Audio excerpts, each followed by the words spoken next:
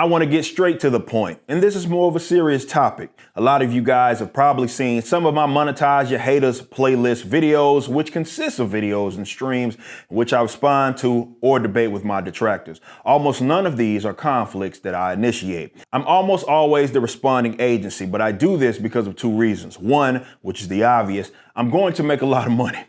These are by far my most viewed streams, and you all love them. But the other reason is because haters hate. People that think they can be ignored away are just people that probably have never been in positions of folks like myself. Their job is to hate. No matter how nice you are, they're going to do it. So you might as well monetize them. And for the ones that are just bad actors, their shameful behavior deserves to be mocked and shamed. And that's what I want to talk to you about in this video. Let me show you an example of this. If you're such a big person, why are you so triggered by this person calling you a clown? I don't think that I reject the premise first and foremost, in that this isn't being triggered. So I reject the premise. You're rejecting facts. No, it's not a fact. You're rejecting facts. Why, all right. So what did Why did I say that's untrue? Why? Well, what you said, because you call using the term triggered. I reject that usage. I reject the usage that just because I responded to something means I triggered. Did you not just say triggered? Chat. Everybody correct us if he just said triggered, correct?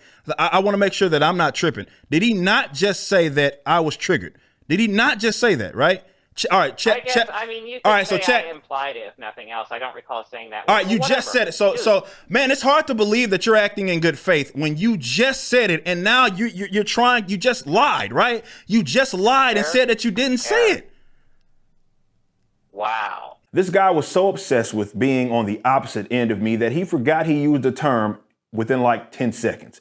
He attempts to gaslight or flat out lie about the usage. This is obviously not a person acting in good faith.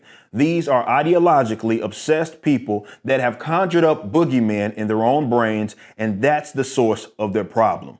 We make light of it, we turn it into fun, and we make fun of them. But in all seriousness, the intent of their actions isn't funny at all. This isn't about mere criticisms or disagreements. They'll try to make it about that or make it sound like that's what it's about. We can have good and bad takes, and we can disagree all day long on the latest comic book or movie or TV show. If you feel someone is acting in error, you're free to dispute. The problem is that these types flat out lie, presenting slanderous and libelous claims. This is where it gets a little dark. I can't speak for every creator on our corner of the internet, but from myself to Neurotic to Critical Drinker to Razorfist and everybody in between, we've all dealt with our share of weirdos online. But if our detractors dealt with the level of disrespect that we have, most of them would have probably harmed themselves.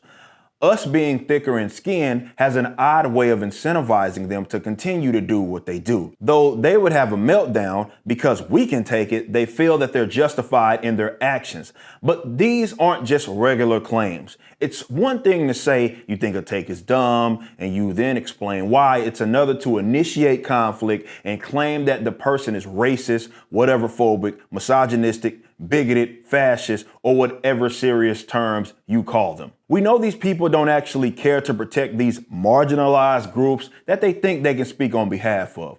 They're only attempting to use them as tools to punish their ideological enemies. You see how they treat people that fall under those groups, but think differently than they do on certain subjects. All of that pro-black, pro-woman stuff goes completely out of the window. These people think of themselves as like some sort of freedom fighters. They think that they're taking down the bullies and the bad guys. This is why they have no problem initiating conflicts and then trying to play the victim. Any response to their foolery is, you can't take criticism, or why is he so mad? They essentially throw their hands and then hide them behind their backs. No matter how egregious the claim is or what the ramifications are, they think they're always justified in their actions because they're sticking it to the evil people. This is why reason does not work with these types. Their reactions are purely emotional. But let's get to the real. Their intention is to end you or your reputation. For example, we've seen these nonsensical claims get people fired from their jobs. They want your livelihoods to be taken away from you. They'd settle for having you completely removed from any space that you share or occupy alongside them. That's their ultimate goal. They want to paint you as this evil thing, and then they don't care if they have to lie to get there. Their minds are already made up, and anything short of submission is unacceptable to them. The fact that someone can have an opinion on, let's say, a Star Wars movie or a show, and you take that to mean that they somehow hate black people shows just how insane these people are. But they think that it's permissible because, again, they made up a boogeyman in their heads.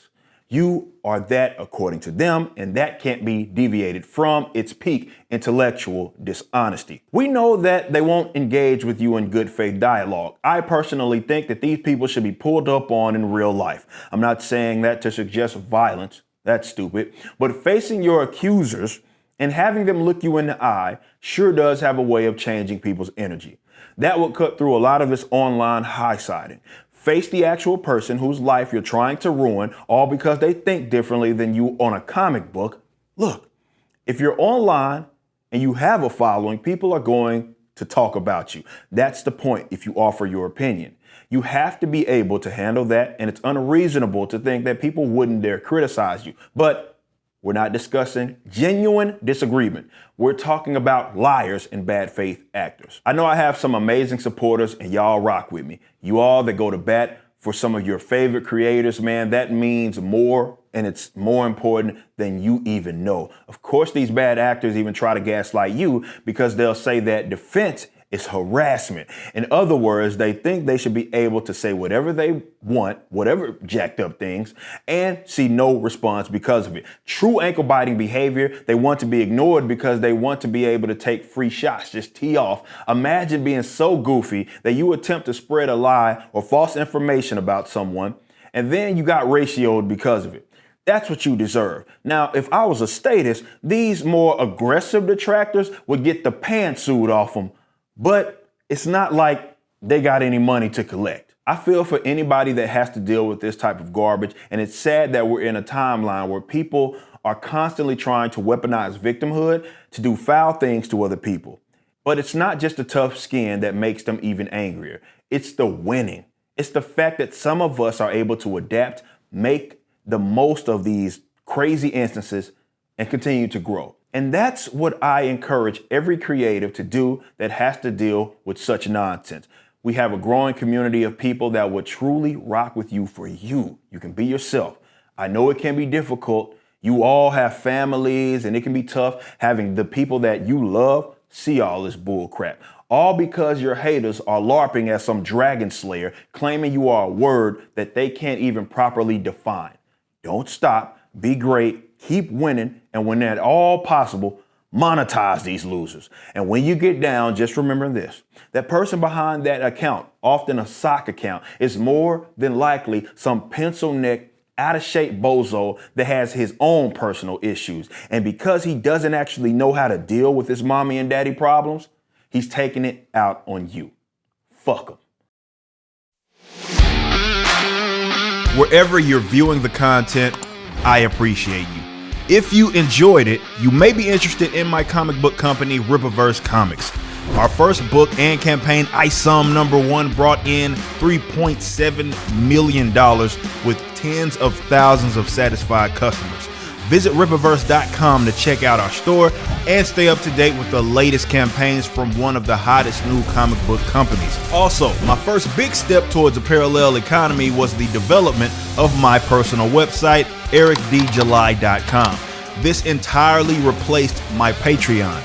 Now, if you enjoy this content, please consider becoming a member over at the website. We have an ever-expanding list of perks for various membership tiers, a forum, and a phone app. Some of these perks will even benefit you if you're fans of the Rippaverse. Anyway, I appreciate you so much for being a supporter and or customer. I even got a little love for my haters.